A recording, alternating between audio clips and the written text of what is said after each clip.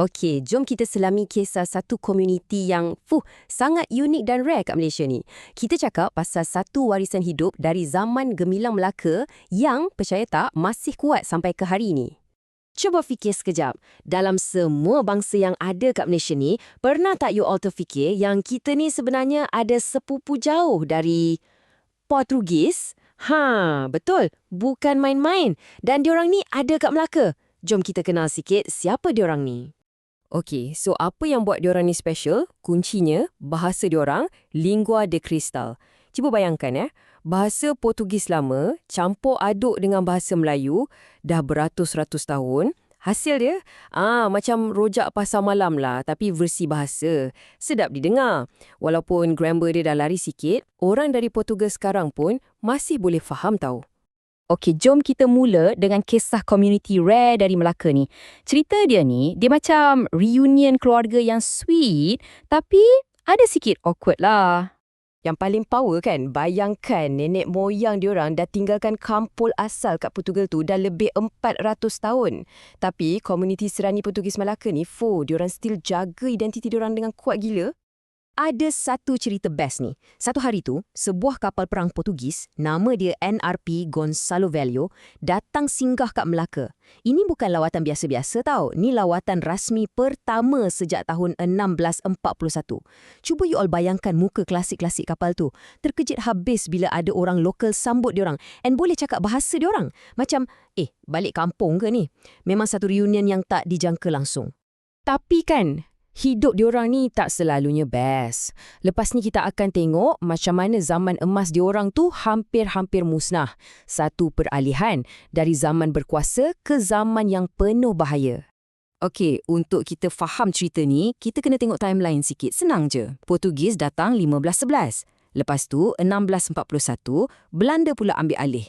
And last kali, 1824, British pula masuk. Setiap kali tukar pemerintah ni, nasib komuniti Serani ni pun ikut berubah. Waktu zaman emas Portugis, populasi diorang kat Melaka, sampai 20,000 orang. Ini bukan sikit-sikit tau. Memang kuat betul pengaruh diorang masa tu. Tapi, bila je Belanda ambil alih, cuba teka. Dari 20,000 terus jatuh menjunam, tinggal 1,603 orang je. Gila kan? Drastik betul kejatuhan tu.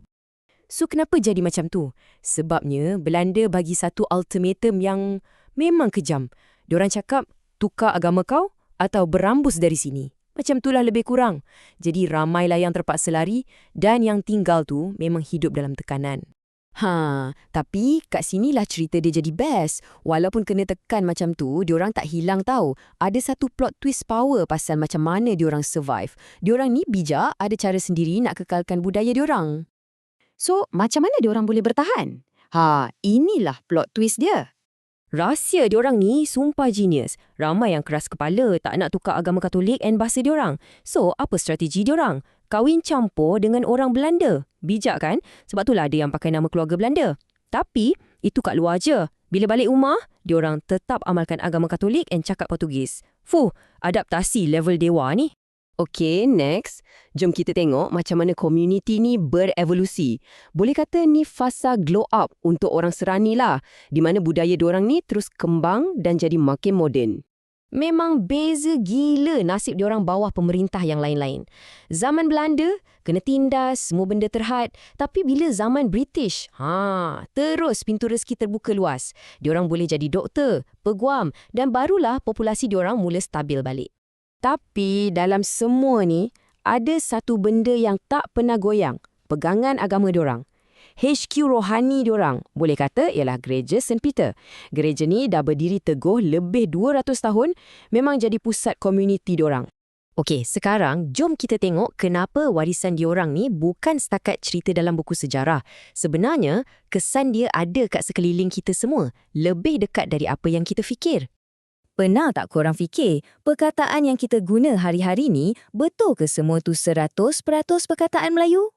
Tada! Inilah buktinya. Perkataan macam keju, mentega, meja, jendela, kasut, semua tu sebenarnya datang dari bahasa Portugis. Tanpa sedar, kita semua ni dah jadi mak saleh celup sikit-sikit. Dah terportugis dalam cakap harian. Menarik gila kan? bukan setakat bahasa je tau. Orang Serani ni, personality diorang pun best. Diorang ni terkenal dengan peramah, jenis yang happy go lucky, memang survivor sejati lah.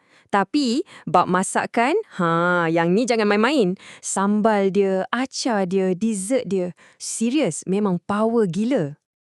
Dan yang paling best, semua tradisi ni bukan cerita lama je. Ianya masih hidup sampai sekarang.